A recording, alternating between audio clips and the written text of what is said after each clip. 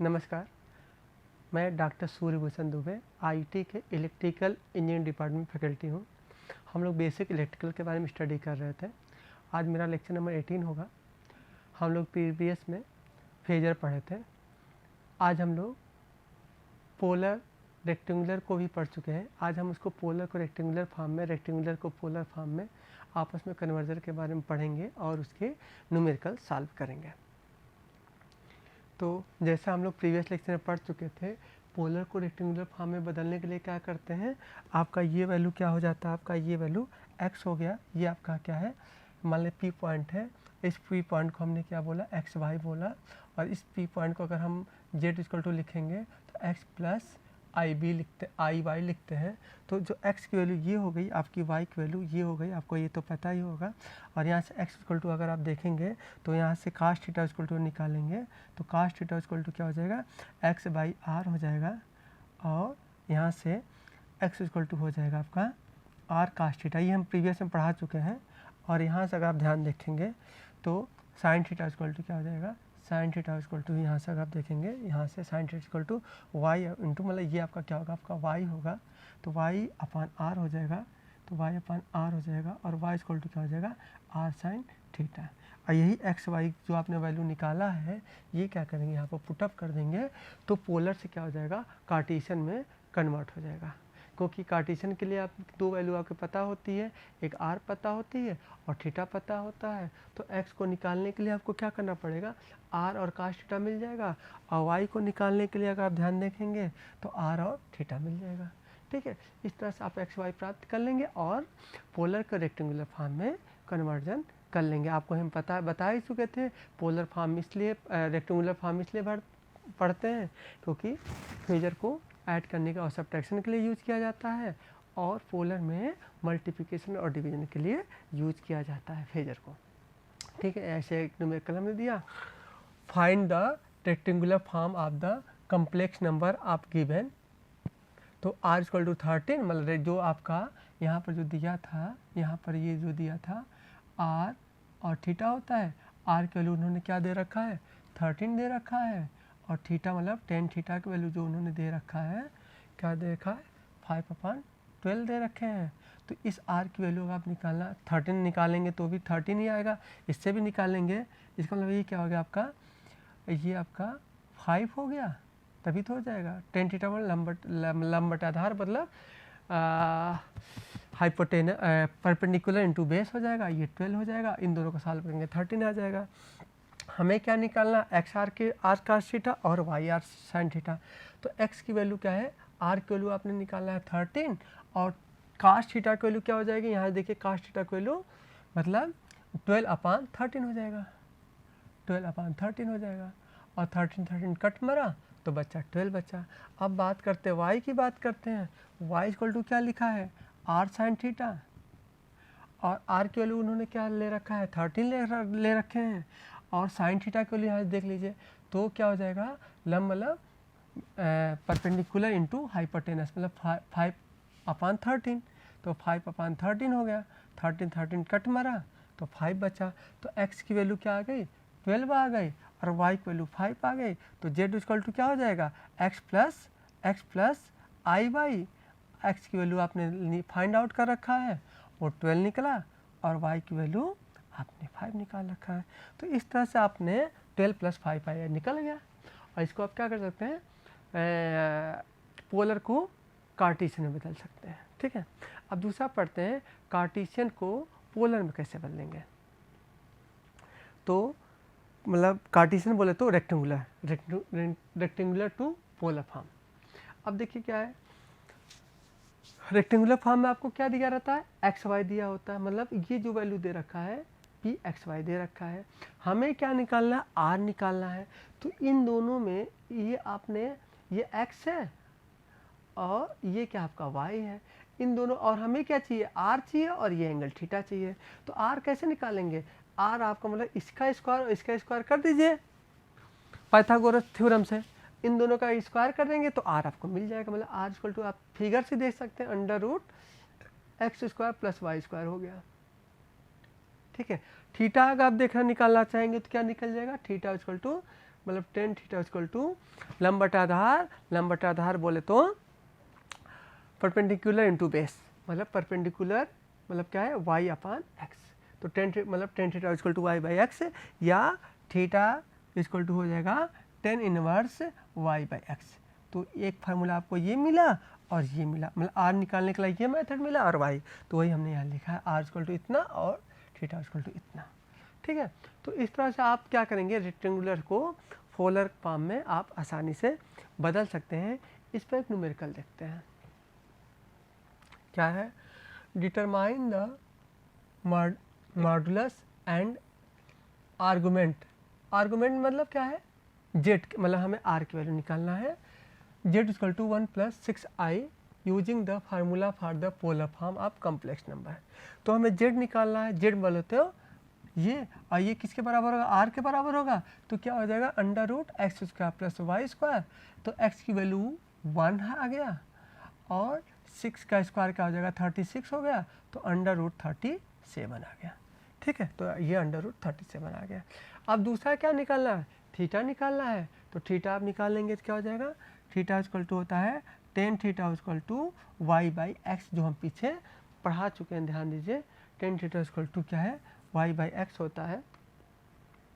तो वाई की वैल्यू कितनी है, अगर आप ध्यान से देखिए 6 है और 1 है, तो थीटा इक्वल टू क्या हो जाएगा, थीटा इक्वल टू हो जाएगा 10 इनवर्स 6 हो जाएगा। तो यहाँ पर थीटा इक्वल टू क्या हो जाएगा, 10 इनवर्स x है। तो क्या है, बहुत ही आसान है, मतलब एक दूसरे के फॉर्म में पोलर से रेक्टेंगुलर, रेक्टेंगुलर से पोलर। और जब आपको कार्टेशियन में बदलना और एक्सपोनेंशियल दिया है तो एक्सपोनेंशियल को आप क्या कर दीजिए, कार्टेशियन में बदल दीजिए और कार्टेशियन से आप पोलर फॉर्म में बदल दीजिए। तो क्या है, ये एक तीनों आपस में क्या है, आपको कन्वर्जन आने चाहिए। एक और जैसे एक न्यूमेरिकल दिया है, for the complex number z equal to इतना the modulus and the argument of z। मतलब मॉडुलस मतलब आपका r निकालना है, वहाँ थोड़ा सा हम गलती बोल गया था, आर्गुमेंट मीन्स हमने r बोल दिया था। और दूसरा क्या निकालना है, थीटा निकालना है। मतलब ये आपको मॉडुलस का मतलब मैग्नीट्यूड होता है, और मैग्नीट्यूड मतलब z निकालना है और थीटा निकालना है। ये ऑप्शन दिए है, ये ऑप्शन नंबर ए है, ये एग्जाम का क्वेश्चन नंबर बी है, ये सी है और डी है। इसमें से इसका आंसर कौन होगा, कौन सा ऑप्शन सही होगा। आप सिंपल है, पहले r निकालिए, r इक्वल टू क्या हो जाएगा, x² + y²। तो x की वैल्यू क्या है, 3 3 जा 9 और 4 4 जा 16, क्या हो जाएगा 25, और 25 का स्क्वायर क्या हो जाएगा 5 हो जाएगा। और टेन थीटा की वैल्यू क्या हो जाएगी, टेन थीटा इक्वल टू क्या हो जाएगा, 4/y/x होगा। y/x मतलब क्या होगा, 10 इनवर्स y/x मतलब 4/3 हो जाएगा, 4/3। तो इसमें देखिए कौन सा है, 4/3 ये हो गया और r के लिए होगा। तो इसका आंसर क्या हो जाएगा, इसका आंसर बी हो जाएगा। ठीक है, ऐसे कभी कभी जेई वगैरह में क्वेश्चन में पूछ लिए जाते हैं। ठीक है, इससे कठिन नहीं है। एक और न्यूमेरिकल उन्होंने हम लोग, अब इसको क्या है, एक्सपोनेंशियल फॉर्म में बदलना है। तो क्या है, convert the complex number, complex मतलब कार्टेशियन फॉर्म है या रेक्टेंगुलर फॉर्म है, किस में बदल लिया, इनटू एक्सपोनेंशियल फॉर्म में इसको बदलना है। तो एक्सपोनेंशियल फॉर्म का जो होता है वो क्या होता है, ए इक्वल टू क्या होता है, r e⁻j या i थीटा, जो भी लिख लीजिए। r क्या है, r आपको पता है मैग्नीट्यूड है, जो r उससे निकालते थे, और थीटा क्या निकाले, जो आप टेन थीटा से निकालते थे। ठीक है, आप ऐसे समझ लीजिए।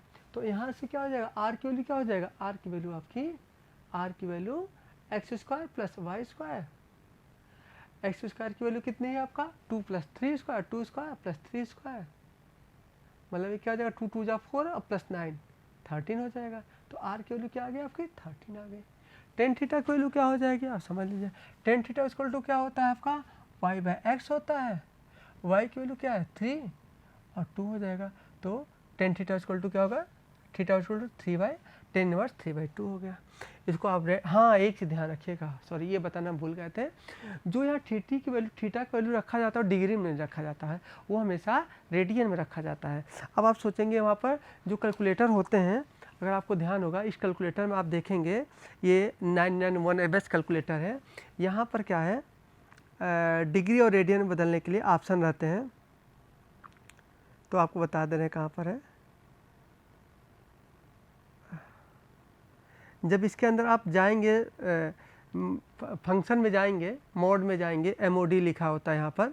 इस मोड में जब जाएंगे तो आपको डिग्री और रेडियन दोनों मिल जाएगा। तो यहाँ पर जो वैल्यू रखेंगे वो आप क्या रखिएगा, रेडियन में रखिएगा, जबकि हर जगह 99% हर जगह वैल्यू रेडियन में रखा जाता है, सॉरी डिग्री में रखा जाता है, बट यहाँ पर आपको हमेशा रेडियन में रखना है। तो 3/2 का जब रेडियन निकालेंगे तो क्या निकल जाएगा, 0.982 आ जाएगा। अब 0.982 को क्या कीजिए, अब यहाँ पर रख दीजिए RE थीटा, जो इसका फॉर्म होता है। R की वैल्यू आपने क्या निकाला है, √30 निकाल रखा है, और E थीटा का वैल्यू आपने 0.982 रेड निकाला है। ठीक है, अब बात करते हैं vector rotation of I operator या J ऑपरेटर। जो आपने देखे होंगे कि उसमें एक्सपोनेंशियल फॉर्म में और कार्टेशियन फॉर्म में आपको क्या मिलता है, I मिलता है या J मिलता है। तो अगर एक बार ये आप लोग इंटर में पढ़ भी चुके हैं, इसका जो रोटेशन होता है, मान लेते हैं कि ये आपका क्या है 1 पर है, ये अगर J है तो ये क्या होगा आपका +J, यहाँ पर आपका है +J, तो यहाँ पर जो वैल्यू आएगी वो क्या होगी, +J होगी। अगर एक बार और आ जाती तो J स्क्वायर, तो J स्क्वायर की जो वैल्यू होती है वो क्या होती है आपकी, इसकी मैग्नीट्यूड -1 होता है।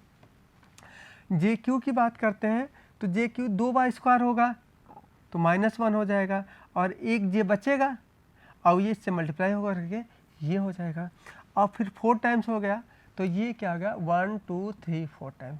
जब 4 टाइम्स होने के बाद क्या हो जाएगा, पुनः जहाँ से वो स्टार्ट करेगा वहीं पर पहुँच जाएगा। ठीक है, तो ये पहले 1 था, 1 में जब J से ऑपरेट करते हैं तो 90 डिग्री लीड करता है, फिर J स्क्वायर से करते हैं तो 180 डिग्री हो जाता है, जब JQ से करते 270 हो जाता है, और पुनः J4 से करते थे पुनः उसी स्थिति में आ जाती है जहाँ से वो स्टार्ट करता है। तो इसलिए हमने 90 degree rotation, 180 degree rotation, 270 and 360 degree rotation यहाँ पर लिखा गया है। ठीक है, ये क्या होता है, जब आप न्यूमेरिकल सॉल्व करेंगे तो इसका हमें इसका यूज़ करना पड़ेगा। J स्क्वायर की वैल्यू जब रखेंगे तो -1 रखेंगे, JQ की वैल्यू -J रखेंगे। ये आप लोग इंटर में पढ़ भी चुके हैं, हमने बस इसको एक बार रिवीजन किया। अब देखिए थोड़ा सा J ऑपरेटर से हम लोग कुछ सॉल्व करते हैं।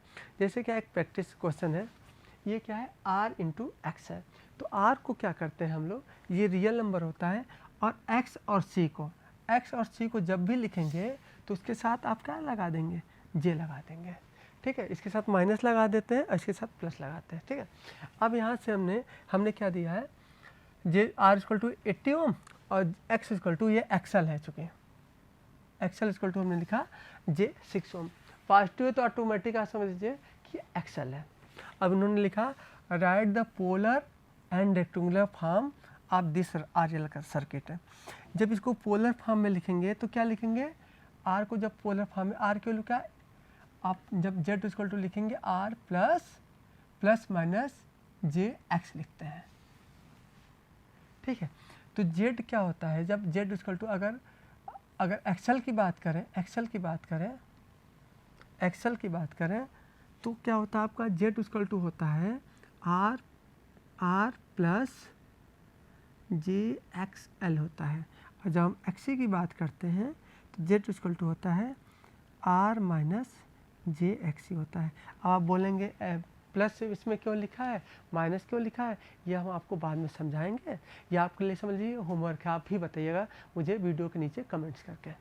ठीक है, तो यहाँ से क्या है, Z = हमने क्या लिखा, हमने ये XL है, तो R = क्या होगा 8 + J6 ओम, और 8 + J6 ओम को आप पोलर में बदलना चाहिए तो बदल लीजिए। तो पोलर में कैसे बदलेंगे, आप यहाँ से क्या करेंगे, R की वैल्यू निकालेंगे।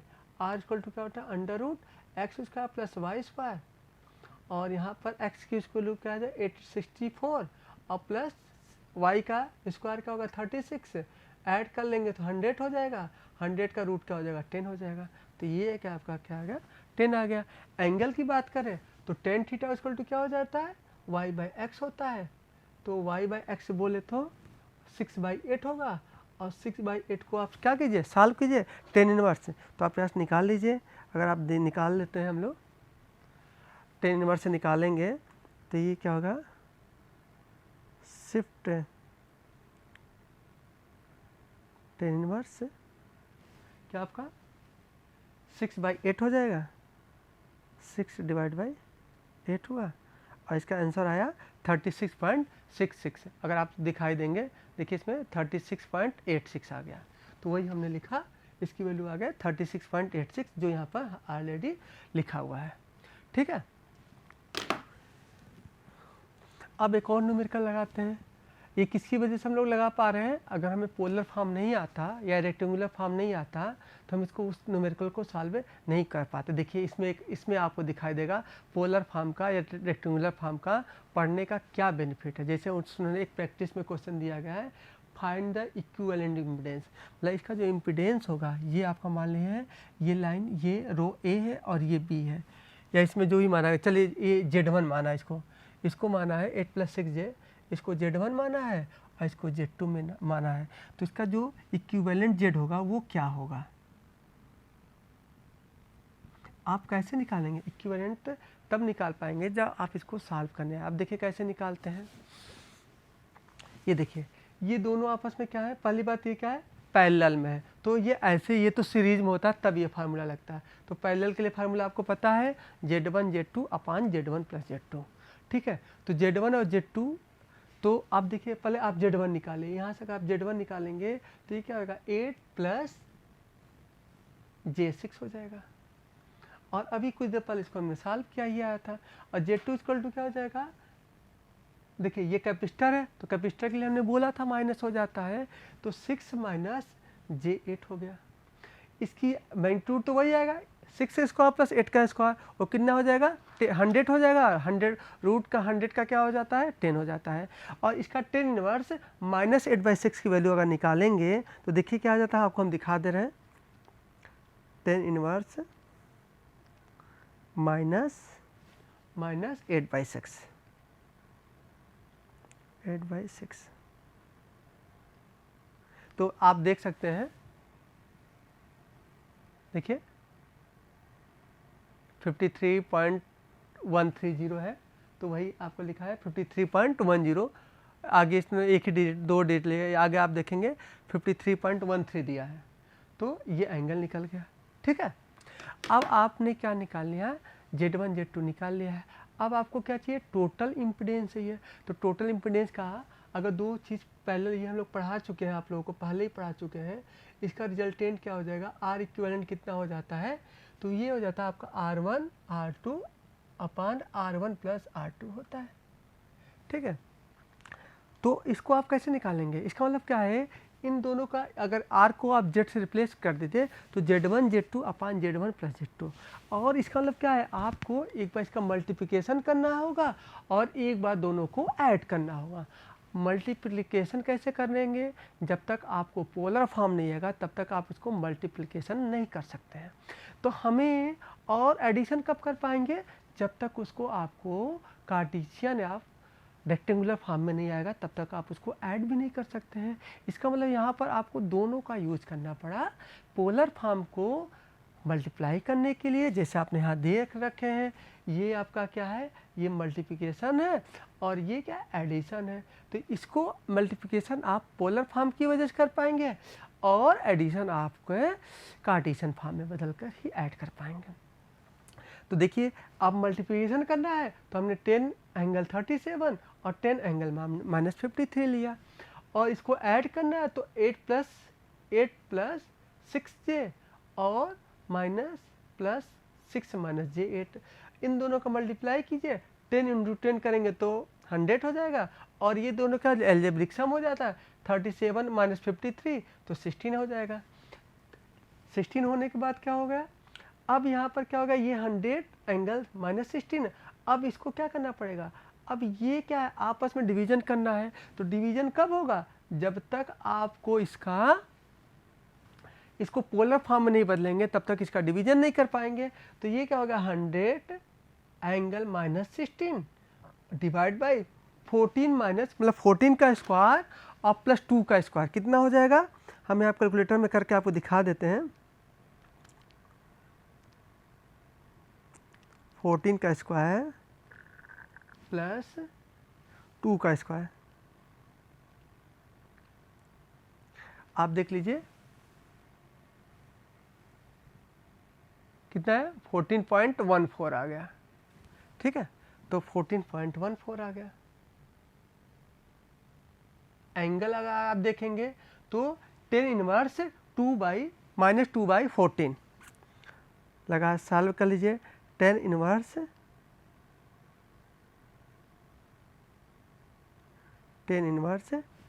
क्या आपका -2/14 -2/14 मतलब 14। आप अगर देखेंगे -0.83 आया है। आप देख सकते होंगे लिखा है टेन इनवर्स, तो इसका वैल्यू है -8.13। तो ये आया -8.13।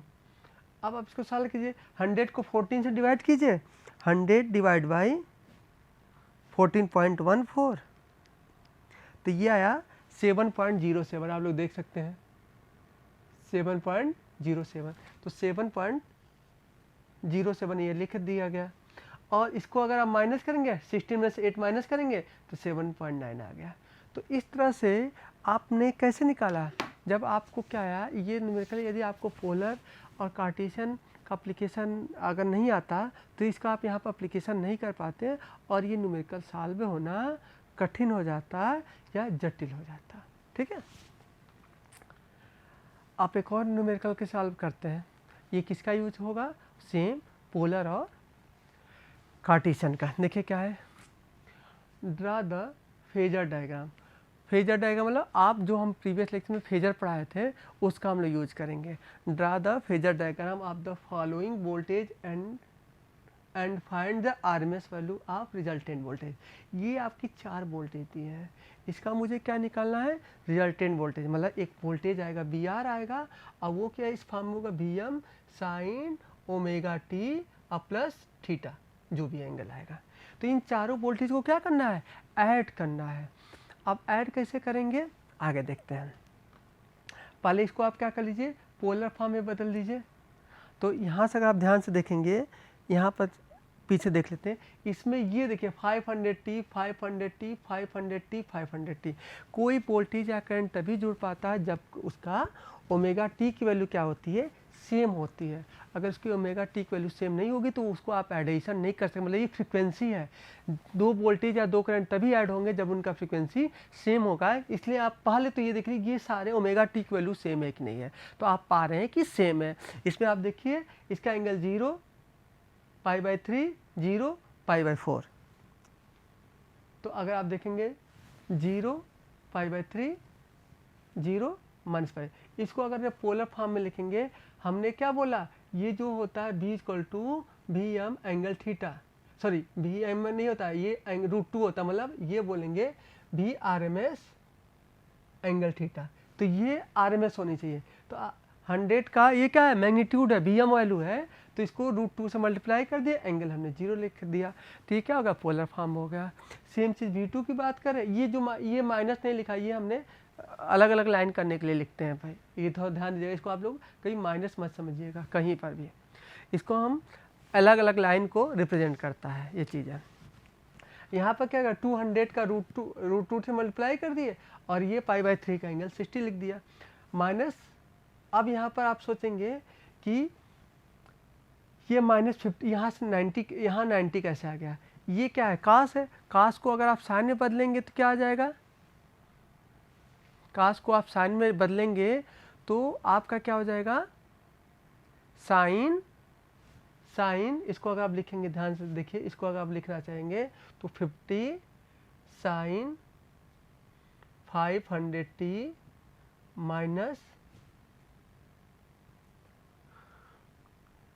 -90।